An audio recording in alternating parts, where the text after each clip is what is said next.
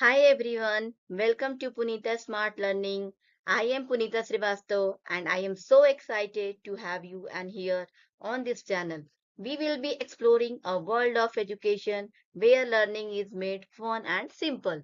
तो बच्चों आगे का टॉपिक चालू करते हैं। चलो बच्चों हमने हमने 3 पार्ट में लिविंग और नॉन लिविंग थिंग समझा है। यह शॉर्ट वीडियो के थ्रू हमारा रिवीजन हो जाएगा और लेसन कंप्लीट हो गया है। अगर आपने मेरा वीडियो पार्ट 1, पार्ट 2, पार्ट 3 नहीं देखा है तो प्लेलिस्ट में जाकर देख सकते हो। अभी हम लोग अपना रिवीजन चालू करते हैं जो कि पार्ट 1, पार्ट 2, पार्ट 3 में हम लोग स्टडी कर चुके हैं। अब देखो शुरू करते हैं। Let us revise characteristics of living things. अब कैरेक्टरिस्टिक्स क्या है लिविंग थिंग्स के? Living things grow, living thing feel and respond, breathe, move, need food, excrete, reproduce. यानी कि आपको इस फिगर के थ्रू सब अच्छे से समझ में आ रहा होगा कि कैरेक्टरिस्टिक्स ऑफ लिविंग थिंग क्या है। इसमें कुछ परेशानी भी नहीं आनी चाहिए आपको। ये फिगर देखते ही अपने को अच्छे से समझ में आ रहा है। अब क्या है, यहाँ पे देखो आप, हमने बताया भी था कि फिश कैसे ब्रीथ करती है, तो फिश गिल के तो ब्रीथ करती है। यहाँ पे देखो यंग वंस, काऊ का young ones same to same होता है। ठीक है, ये यहाँ पे देखो ये क्या कर रहा है, मूव कर रहा है। ये क्या कर रहा है, देखो स्वेटर पहना है यानी कि इसको ठंड लग रही है, तो ये क्या किया है, स्वेटर, टोपी, मफलर वगैरह सब लगा के बैठा है, इनको फील हो रहा है ठंड लग रही है। ठीक है, और ये क्या है, देखो यहाँ पे ये छोटी सी बिल्ली थी, ये बड़ी हो गई, ये ग्रो हो गया इसका। ठीक है, तो हमको इस फिगर के थ्रू समझ में अच्छे से आ चुका है। अब यहाँ देखते हैं, non living things do not move, breathe, excrete, reproduce, they do not need food and do not feel and respond. Non living thing just opposite, यानी कि लिविंग थिंग जो कर सकते हैं, नॉन लिविंग थिंग नहीं कर सकते हैं। नॉन लिविंग थिंग मूव नहीं कर सकते, ब्रीथ नहीं, एक्सक्रीट नहीं, रिप्रोड्यूस नहीं, उनको खाना नहीं चाहिए, उसको उनको कोई फील नहीं होता, कोई रिस्पॉन्ड नहीं दे सकते। तो जस्ट विपरीत and just opposite, living thing जैसे कर सकते हैं, नॉन लिविंग थिंग नहीं कर सकते हैं। तो ये अपने non living thing. Living thing can eat, living thing can breathe, but non-living thing cannot move, living thing cannot eat. This is the example of, this is the difference between living thing and non-living thing. यहाँ हम लोग समझते हैं बच्चों, यहाँ देखो, living organism depend on each other. Living organism जो है एक दूसरे पे डिपेंड रहते हैं। All living organism depend on each other for food, water, air, shelter. उन्हें फूड भी चाहिए, वाटर भी चाहिए, एयर भी चाहिए, शेल्टर भी चाहिए। ये क्या करते हैं, लिविंग ऑर्गेनिज्म डिपेंड रहते हैं इस चारों चीज पर।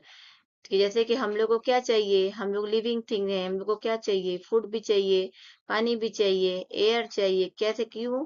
क्योंकि हम लोग को ऑक्सीजन चाहिए ना, तो कहाँ से मिलेगा, हमें एयर से मिलेगा। शेल्टर चाहिए, तो ये सब हमें हमें ये पढ़कर समझ में आता है कि हम लोग डिपेंड हैं। The importance of protecting nature, हम लोग का नेचर को प्रोटेक्ट रखना क्यों जरूरी है। We should protect nature as nature provide us with, क्योंकि ऑक्सीजन चाहिए, वाटर चाहिए, फूड चाहिए, पीस एंड हैप्पीनेस, शांति चाहिए। अगर हम लोग जैसे बीच के किनारे जाते हैं, हमें कैसा लगता है, शांति महसूस होता है, खुशी मिलती है, एंजॉय करते हैं ना, बोलते हैं एंजॉय अच्छा लग रहा है, तो क्या होता है, पीस एंड हैप्पीनेस। अब यहाँ देखो, animal and human being depend on each other. Animal depend on human being for water, safety, shelter. अब एनिमल डिपेंड क्या है, एनिमल डिपेंड किस पे है, ह्यूमन बीइंग पे। किस लिए, पानी के लिए, सेफ्टी के लिए और शेल्टर के लिए। Human being depend on animal for food, transport, clothes, help in growing crops, protection. अब हमने पिछले पार्ट 1, पार्ट 2 दोनों में पढ़ा था, दोनों में आया था ये ह्यूमन बीइंग डिपेंड का जो था अपना। हमने वहाँ ट्रांसपोर्ट का भी पढ़ा था, जो ट्रांसपोर्ट के लिए क्या बताया था मैंने कि ऑक्स है, फिर तुम्हारा कैमल है, डंकी है, ये सब क्या है, ट्रांसपोर्ट के साधन है, जो पहले के लोग क्या इधर से उधर जाना होता था तो यूज में लाते थे। और अभी भी जो राजस्थान में कैमल को ट्रांसपोर्ट के लिए यूज किया जाता है। और क्या, हेल्प इन ग्रोइंग क्रॉप्स, यानी कि अनाज को उगाने के लिए किसका यूज करते हैं, बैल का। और प्रोटेक्शन, यहाँ देखो, role of animal in creating balance in nature. अब एनिमल की क्या भूमिका है नेचर को बैलेंस करने के लिए। Animal help to maintain balance in nature by maintaining the number of different organism in a given place. Animal maintain करता है क्या, बैलेंस, नेचर को बैलेंस करता है, जो कि अपने जो ऑर्गेनिज्म जो है गिवन प्लेस, यानी कि उनको एक जगह से जो स्थान है उनको मिल सके। तो ये सब पढ़ के हमें अच्छे से लेसन समझ में आ चुका है। कोई भी अगर आपसे लिविंग थिंग और नॉन लिविंग थिंग के डिफरेंस पूछे तो आप अच्छे से उत्तर दे सकते हो। अगर कोई पूछे what is difference between living thing and non living thing, तो आपका उत्तर आ सकता है कि living thing can move, non living thing can not move, living thing can grow, non-living thing cannot grow, living thing depend on each other, but non-living thing does not depend on each other. If you enjoy learning something new every day, don't forget to like, subscribe, and comment below. I would love to hear your thoughts and suggestions. Let's make learning smarter together on Punita Smart Learning.